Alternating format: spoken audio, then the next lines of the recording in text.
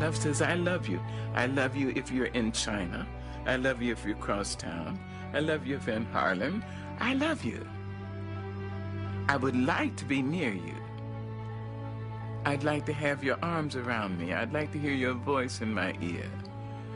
But that's not possible now. So I love you. Go.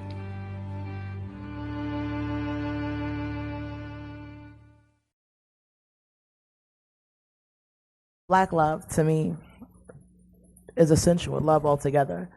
I don't think love has a color, has an age, has a race or a boundary. Love is kind, it's meek, it's forgiving. It's all the things that the Bible says that it is, plus more. It's patience, it's being able to forgive when you don't want to forgive, and be able to look beyond someone's faults in a situation and see someone for who they could be, the potential in each and every person. So that's love to me. What is love? I think that we're all still trying to figure that out. But if I had to come up with something, I would say that love is a creative energy that allows individuals to grow. I think that, as in the poem we listened to before we got started, the Maya Angelou poem, Love Liberates. It is an atmosphere in which people can feel free to be themselves and to evolve into the best them that they are intended to be. And I think that's when love is really at its best. That's love. First of all, it's incumbent upon us, anytime we engage in meaningful conversation, it's incumbent upon us to thank, the Creator. We say Allah, He has many attributes to name. I would say that, as it says in the Bible, God is love. And when you look at the word is means it's related to an equal sign. What's on one side is equal and comparable to what's on the other side. So when you dealing with this creative consciousness, as the sister Shamina said, dealing with the energy, when you disconnect yourself from the creative source of life, which is God, there can be no love. So as long as man and woman, regardless of your race, creed, class, or color, are connected to that creative energy and through the form of language, that expression is love. It's an action. It's a continuous action. There's no birth date really to love, but if you would say that love has a birth date, you would say it had to begin when God began self-creating himself. So that's my expression and understanding of love. But 500 years ago, during slavery time, picture a love that was compromised and that was dictated by a situation. It couldn't be free. It couldn't be unprohibited. It couldn't be expressive. It had to be hidden behind every smile, behind every tear. It had to smile and bow when it refused to. 500 years ago or so, during slavery time, love, it was something that showed more than just, I'm saying I love you. I can imagine in my own mind and painting my own picture that love had to be expressed in actions, had to be expressed in wiping the wounds of your mate. It had to be expressed of cleaning the feet of your mate. It had to be expressed by not only just saying again, I love you, but it had to be shown. I couldn't express myself freely if Master was always over my shoulder. So the way I did it was I wiped your wound when Master hit you. I let you know that it was going to be okay and tried to smile and give you as much encouragement as I possibly can so you can get up tomorrow and do the same thing over again. So that's my picture. Based on my own research, we all have a vision of what we think it was like. And the first thing that came to my mind when I started to research this issue was systematic. And that's really what it was. The love that we allow the media to sell us now wasn't what was. And it really was a system in which your love was governed by a system that was manipulated by your slave master, everything from the person you chose. You could love anyone, but whether you were able to marry them was another situation. This was now becoming a system in which it was a networking that needed to happen, and your slave master had to agree with my slave master that it was okay, and that a merging of our two plantations would be necessary and beneficial to them. So thinking about a marriage in which every part, every facet of it had to be dictated by a system in which we were not the beneficiaries of that system. And so I imagine it being something that had to be hidden, something that had to be personal, something that was really faltered in a way where we weren't able to explore love. So I would say that it didn't exist. The skewed vision of what it meant to love a partner, you know, what it meant to want to be with them, had to be dictated by permission. And when you put those kind of restraints on love and marriage, there is no, I couldn't imagine it. I couldn't see how it could grow in a situation like that. And so it was, for me, it had to have been terrible to want and have a desire to connect with someone, but have to have someone approve that natural feeling, that creative energy stunted so much that you don't even have access to it. It's governed by a system that's far beyond us. So it definitely had to be a trying time. And I would have to relate that to the letter of this English slave master named Willie Lynch, and what his purpose, what his objective was in dealing with the black male-female relationship before slavery. We were always at one, as you mentioned the word nature. We was at one with the nature in which we were made. And we were taught by the Honorable Minister Louis Farrakhan that neither male nor female can justify their existence by being disconnected from that creative source of energy, which is the God himself. But the nature of the male and female are two different natures. In the absence of knowledge, the two different natures act destructively against the self and each other. He said the fundamental knowledge that's absent in both male-female relationships called marriage is the knowledge of God, the knowledge of yourself, and a knowledge of the one who caused this disconnect spiritually from us justifying our existence. I like to look at, and we were taught to study nature, dealing with animals. And I was looking at something this morning. And to every creature that God, the creative consciousness, gives it an ability to communicate and relate itself one to the other. So if you could just imagine this, if you had 5 different animals before you, you have a bear, you have a tiger, you have a horse, you have a woodpecker, you may have a chimpanzee, and you have one that's just called animal. The chimpanzee doesn't make the sound that the lion makes. The lion doesn't make the sound that the tiger makes. So when every one of these animals respond to the call, what gives them life, you won't see the tiger slithering on the ground like a snake, because he or she is living outside the existence of what they were created to do. But then you have one over here that's just called animal. It doesn't know whether it flies, whether it swims, whether it's, cling to trees. It doesn't know its aim and purpose because it's been stripped. So when man and woman reconnect back to the nature in which they were made, which is the God, which is love, then the energy, the life, the beauty that's in relationship and marriage will be restored. So I'm just going to say what I personally think without giving the insight of history. What I personally think is that at that particular moment, that slaves had to have something of their own. That was there a significance to jumping a broom or lighting a candle or the other little rituals that they did? I'm sure there were. I'm sure in their minds at that time it meant something to them. But more so, I think that they were created so they could have something of their own. I think that they came over here and they, like she said, they had to, it's almost like a system. They had to be systematic. And because of that, they had to create their own church services. They had to create their own religion. They had to create those. So they did little secret things to just to still remind them that we are people, that we still have a meaning, that we still have a heritage. And I think the significance of jumping a broom and the other little things that they did was just remind us of who we are. I'm sure that it means something even now today. People are still jumping brooms in marriage. It signifies unity. It signifies oneness. But I think it was something deeper than that. I think that it was more so of us remembering that we are somebody, in spite of what religion is pushed inside of us, in spite of what systematic things are pushed inside of us, in spite of the love, one person living here and another person living there, that's pushed inside of us. Let's unite and do something that's our own. And because it was their own, again, even like most things that were created back then by black people and other races that were enslaved, it was taken on by other races. It was taken on by the slave owners. So now they took this thing and made it their own. So as everybody continued to grab different, and I hope I'm making a little bit of sense, but as everybody continued to grab on to the different rituals and now you have the slave masters jumping the brooms, and at their daughters' weddings, they're doing the same rituals that the slaves were doing at their wedding. More and more things were created. More and more things were created to show a oneness of who we are.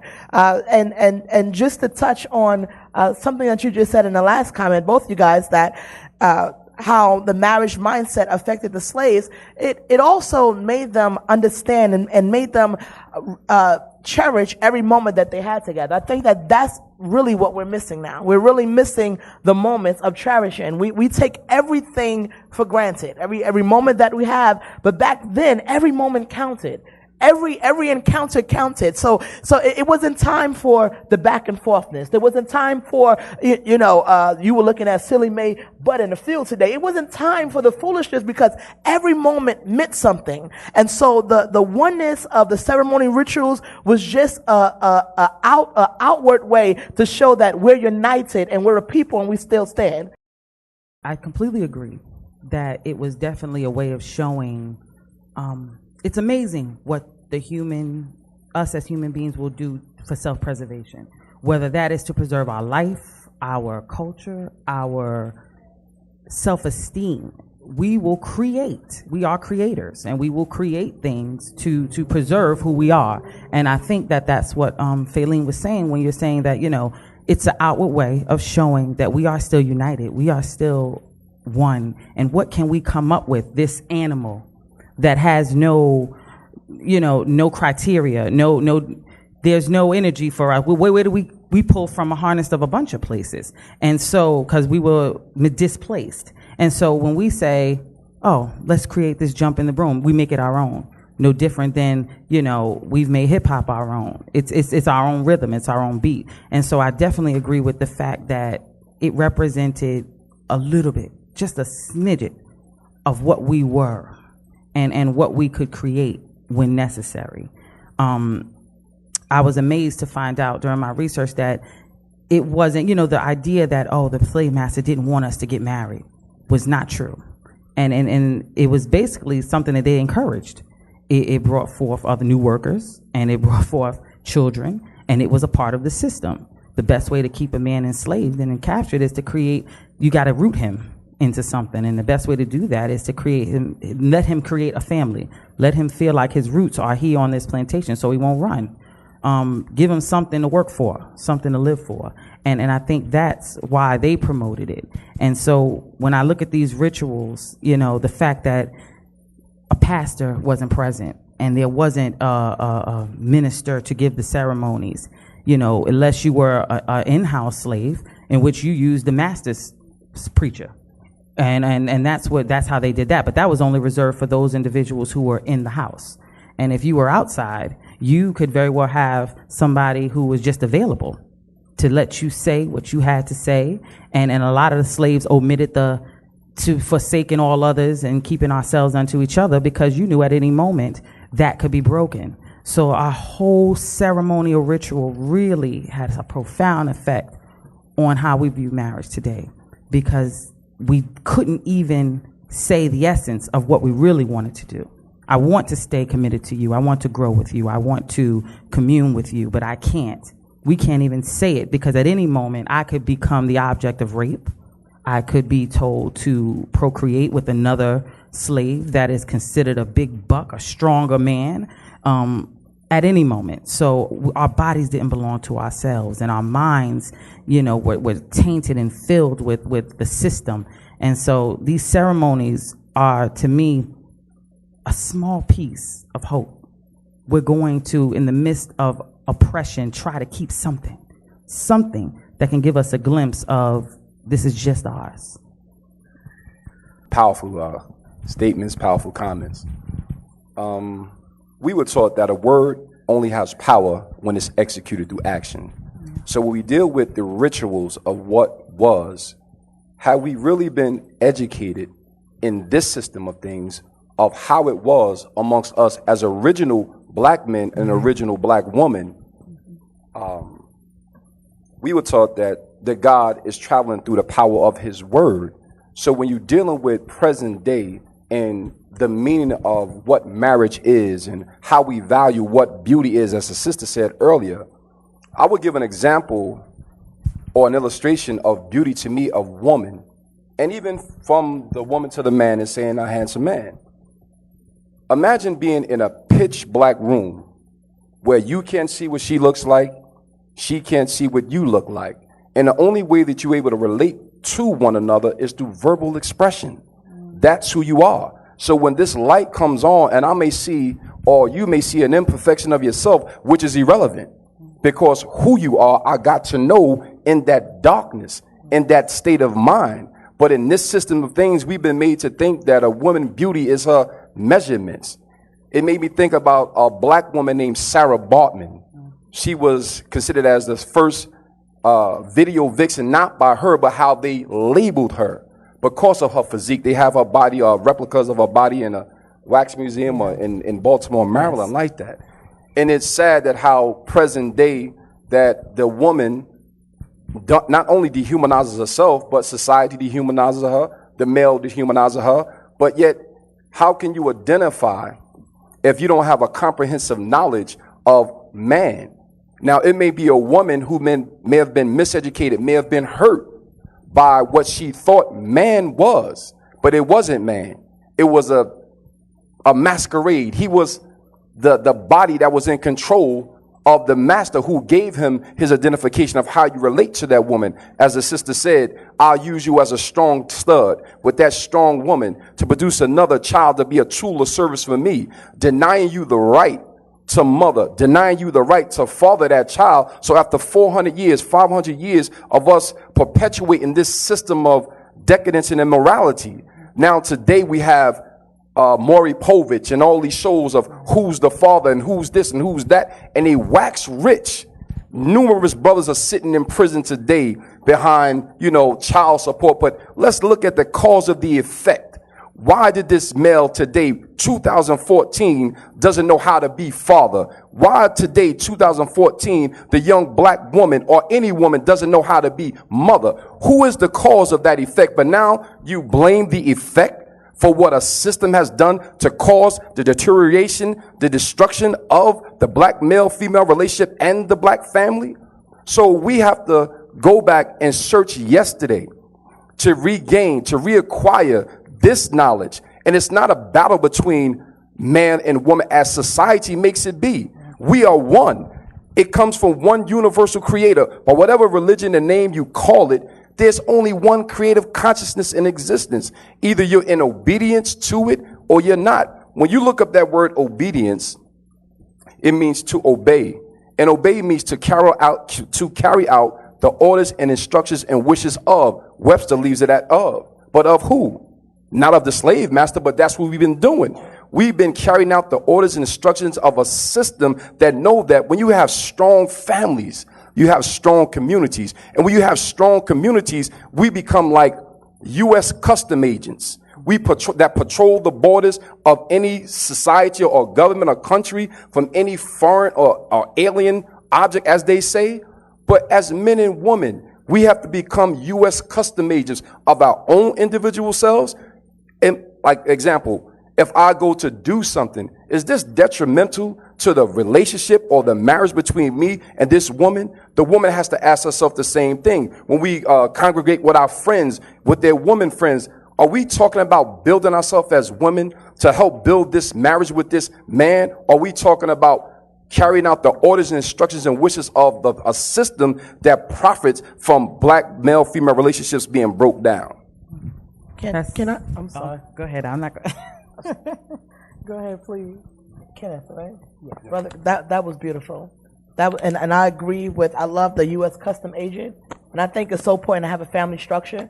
I really do. But in all of that, it sounds as if we're saying that because we've been enslaved, because we went through this and we've been taught this, we've been taught that's the reason that we don't know how to be mothers and fathers now. It's almost as if we're still using 500 years later, our past as an excuse of why we can't be fathers and mothers, why we can't be successful, why we can't be business owners. It's like it gets to a point where enough is enough. where we have to put our foot down and say, I know I've been raped. I know I've been molested. I know I've been enslaved, whether it's been physically or mentally, but I'm making a conscious decision to not let that affect my now. You know, it's sad to see when people are constantly using the excuse over and over again of why we can't be better than where we came from. And yes, we have thousands of black men and Spanish men and Irishmen and African men and every other nationality sitting in prison, and mostly I say that's our own race, but sitting in prison for child support or even for things that they have not even committed. But is that an excuse? The reason you didn't pay child support because the system set you up? No, the reason you didn't pay child support because you didn't want to. Because if you did, there's labor ready. You can get up 5 o'clock in the morning and go to work. If you wanted to be a better mother, then you can go reach out to any Women Rise, any program. There are systems set up now in 2014 that will help us get out of what we come from. The first thing we have to do is change our mindset and stop using the excuse from our past of what I've been through and how I've been through it. We all been through something. We've all unfortunately fell victim to the system at one point or another, whether it's been consciously or unconsciously. But now, when are we going to stand up as a people, as a unit, as the custom agents, as you put it? And I absolutely love that. Put that in my house. Hang those words up in my house. But when are we going to stand up as a people, as custom agents, and say, you know what?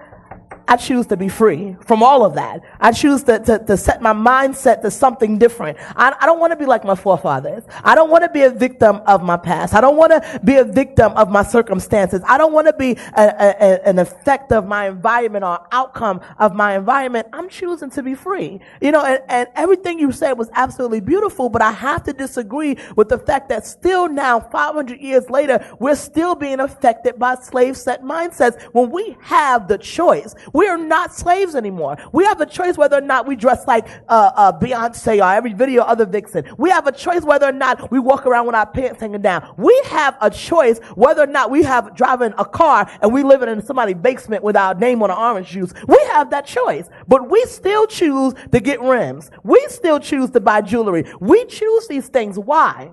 Because we were slaves? I agree with the sister. But the question I have to raise, as in the Bible, has the Bible and the text that's in the Bible lost its potency? Is it a thing of the past? Because in the Bible, as it says, as a man or woman thinketh in your heart, so are you. So present day is the effect of yesterday. So as a man and woman think in your heart, I may have overcame that mentality of, the effects of us as a people and what we've experienced. But I can't say to the young man that's on a corner with his pants hanging down, or to the sister that may sell her body because she's been sexually abused, don't know how to be woman, I can't condemn her because I don't know that reality. Because as a man or woman thinketh in their heart, so are they. So do you blame the clay for what the potter has shaped? So we have to say, in the positions of leadership, what are we doing to reshape that clay into the beautiful woman, into the handsome man they have the potential in being? I'm trying to stay. I'm trying to stay in the trying to go by the thing on the paper when I really want to. I have such a strong opinion. We have 4 more minutes to the pass. That's okay. I have such a strong. I'm going to try my best. But I think what you were saying as far as the rituals and us having that, me saying that little bit, and it really does show the endurance of us. And I think that kind of coincides with what they're saying, where it's the core central aspect of slavery was slavery of the mind. The body was easy to capture when you have the mind, because then you enslave yourself. And I think that ceremony and those rituals were proof that we kept a little bit. And it's whatever that little bit was is what we need to harness now in order to bring us to a different place. Whatever that little bit was that said, let's put a stick on the floor and jump over it. And for us, even though our marriages are not doctrine on paper, even though we don't have a preacher, even though, we don't have anything that the slave master ceremonies entail, let us put this piece of wood on the floor and jump over it. And that for us will signify our union. Whatever that creativity was, whatever that gumption was that we got together to say, hey, we're not going to just be, but we're going to create. And I think that's what I take from the ceremonies, the aspect that we still have the desire to create and the ability to create. The scary part comes with what are we creating and what are we doing with that energy, because we were led astray, because the object of slavery was not to, it was to make you feel like you weren't who you knew you were. Everything, the pride and the dignity and the aura that we came over with on those boats and was stripped from us. And so even now when we talk about, hey, you know, you have a choice and we're not slaves anymore, I strongly disagree with that, because I think that we are still slaves. And I think that the only way that we're going to come from out of that mindset is to recognize that we're still slaves and what is this new system. And once we figure out the new system, then we can begin to create the boundaries that we need to create, the units and the system in our own. How can we free ourselves from something that we were taught not even to challenge? And so, yes, you can tell a young man, pay your child support and you can go to this resource, but the object of slavery was to stop us from even questioning the idea of change. It stopped us from even utilizing the resources. We outnumbered them. There should have been no way. Thinking about it in present day, how is that possible? We were producing at a higher level than they were as far as reproduction. You know, the Caucasian woman in her beautiful ivory tower was sitting there not untouched by her husband. Untouched. And so the slave master would go into the sheds and sleep with the black women. So we were procreating at unbelievable numbers. By the age of 13, if you didn't have at least 5 or 6 children, something was wrong. You were sold. And that's the reality of it. First year of marriage, if you did not produce a child, you were sold as a woman. So how are we taking that and understanding the effects of that? It's not that I don't want to change. It's not that I can't. But it's that it's in our blood not to question, to fight against ourselves. When we say, hey, it's enough of us to get together to change something, but no. Why? Because we dare not. Beautiful response. I have a question to ask the females on the panel and in the room. Have you ever heard the statement that a nation can rise no higher than its woman? The Honorable Minister Louis Farrakhan said that a nation can rise no higher than its woman because 75% of the work is with the woman. He said when you raise a man, you raise an individual, but when you raise a woman, you raise a nation because she gives birth to the children. So when you have an ignorant woman, meaning illiterate, don't know, in our lessons it says, why does devil, or we could say, why does people in superior positions keep our people illiterate? So that they could use you for a tool and also a slave. They keep you blind to yourself so that they can master you. Illiterate means ignorant. So until we go and reconnect, and the prefix RE means backward, back again. We have to reconnect to the reality of who and what we are in regards to relationship, as you say, the rituals. But again, it only has power when it's executed through action. You understand? So with the woman, it's important that we have to put more of a protection on you as woman, because 75% of the work in producing men of consciousness, woman of consciousness, comes from you. The woman, you carry this. So as man, we have to do our role and our part, but the woman, it's a must. It's not even a question. Should she educate herself and attain that knowledge of herself? And it's not being racist to say, I want to know about myself, because if a child, especially a young black child, male or female, if you're before a curriculum and you cannot see yourself in that curriculum, they say, well, you're having behavioral problems. They'll label you ADHD and things of that nature like that. All these alphabets. That's really not you. So until we reconnect and understand who we are in regards to relationship, that we're not enemies. Let's put the enemy thing and put the barrier somewhere over here and be how we once were.